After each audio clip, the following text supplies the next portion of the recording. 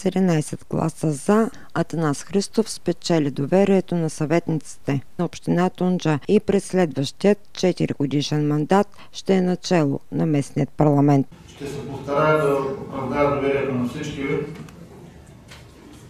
Прочетох една сентенция за председателя и много искам да ви я кажа. Може би чух, съм я казал, но за председателя казва, че е пръв сред равни.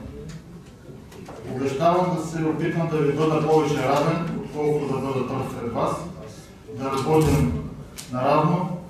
Осъзнавам, че Общинския съвет има доста нови хора. Ще вървим заедно за едно по-добро развитие на община Тунджа и най-вече за укрепване на авторитета на Общинския съвет. Още веднъж ви благодаря.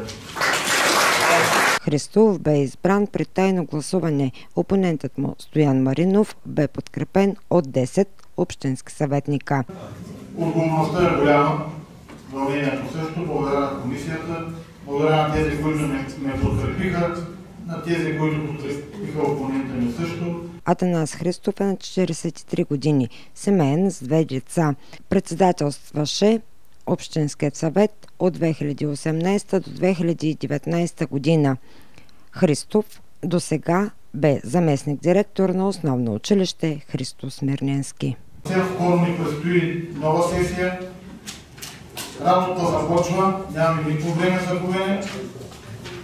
За това още веднъж благодаря ви, бъдете здрави и закривам днешното заседание.